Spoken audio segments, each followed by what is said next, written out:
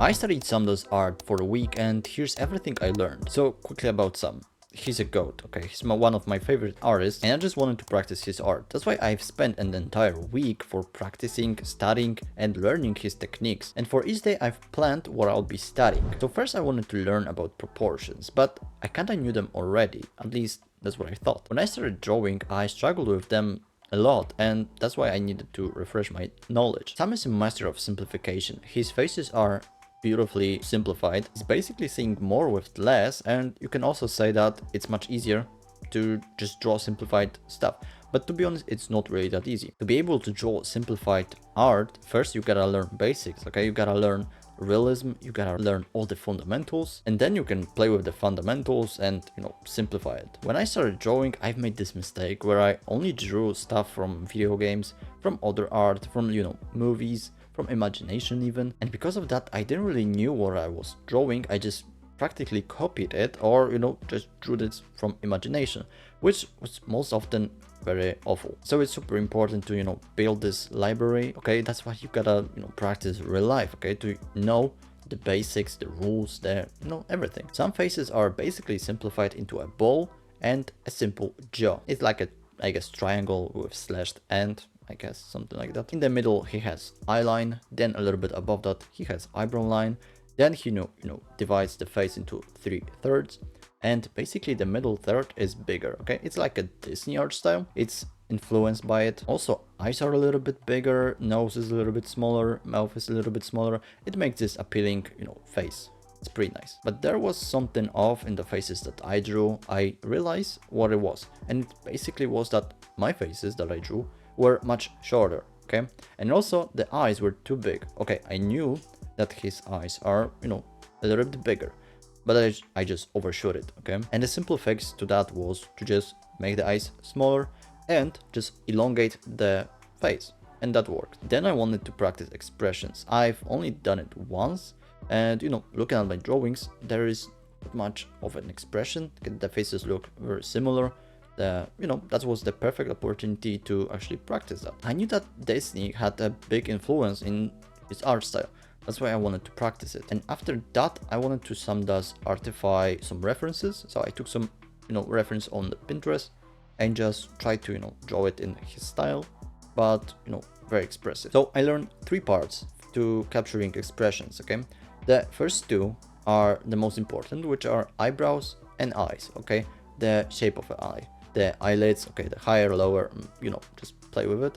And the other, okay, is mouth. And if you add a mouth, okay, the corners of the mouth at least, it gives a lot, okay? There is a lot of combination, I guess, to expressions, and if you change only one thing, you can get a whole new expression. You can, just lower the eyebrows, make them more, angled, and you get an angry face. Now, next day was a little bit chaotic for me.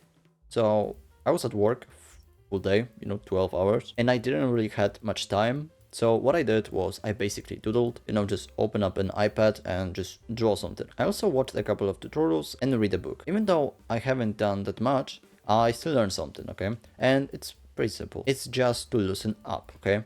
And I see that whenever I don't overthink my strokes, I'm just much better. The drawings is much better. But it's not that easy, you just gotta keep in mind that, okay, all the time. You just loosen up. Next, for the day 5 and 6, I did 2 studies, okay?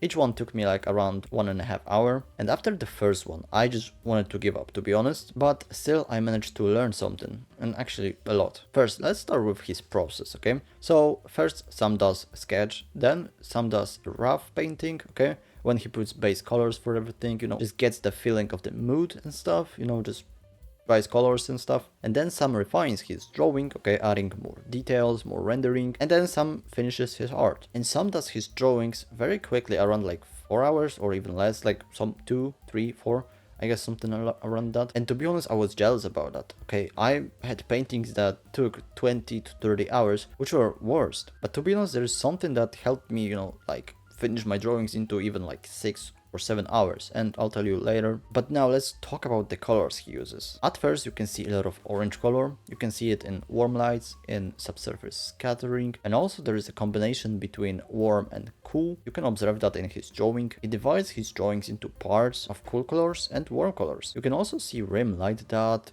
helps his characters stand out. So you just put a light on the edges of the characters so they don't blend with the background, okay? Now for hair, he's using the technique of adding and subtracting. So basically sketch a basic shape for hair, then lay the flat colors, the base colors. So the flat color, the shadows, the light, and then on top you place highlights, and you take an eraser and you erase it. Then you take a highlight, you paint it, erase it, and it just makes a cool texture of hair.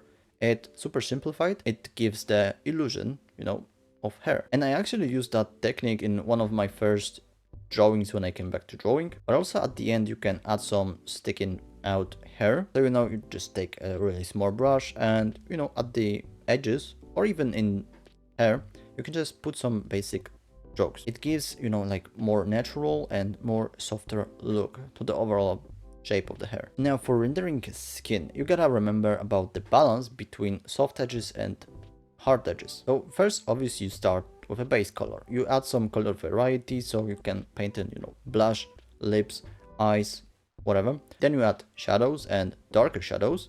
Then you got light and highlights. And at the end he adds textures and just final touches. And for textures he uses a couple of them. So first is a rake, okay?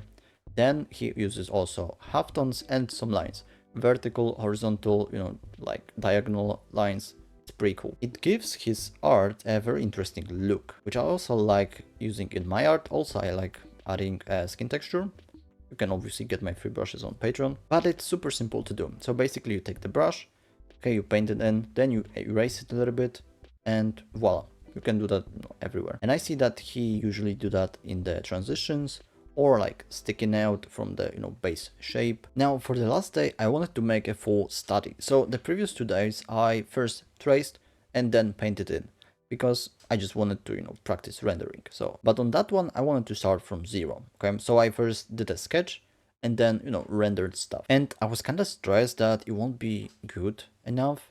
Okay, I was overthinking a lot. I even thought that it may be garbage and that it was a waste of time, which didn't really help. But luckily I just got rid of this feeling. I just let go, and I was like pleasant with whatever it was, whatever it turns out. After I finished the last illustration, the last study, I realized something very important. I guess like the most important thing from the whole challenge. It's super simple and it's basically just don't be perfect. At the start I kept stressing over the smallest mistakes, and I was trying to get every stroke, every pixel I guess right, okay, to SamdoesArts. But the more I studied, the more I saw that it's not about getting the one-to-one proportions, but it's more about capturing the essence, the flow, the I guess mood and the feeling of the drawing, of the painting. You wanna tell stories, and with that you don't have to be perfect. If you zoom in SamdoesArts drawing, you can see that a lot of things doesn't make sense. Okay, those are random strokes, but they're not. Maybe, I don't know, I'm not in his head, but they have meaning. Okay, they represent something.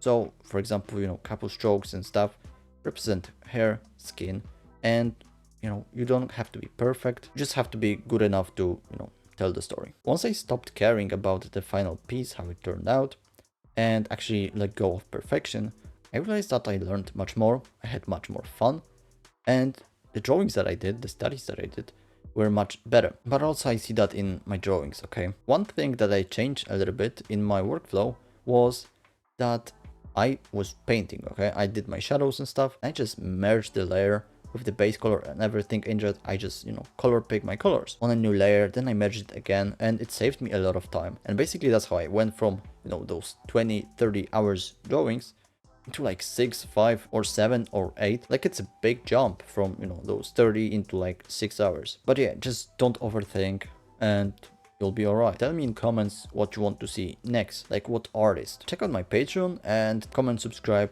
and like, and I'll see you in the very next video. Bye.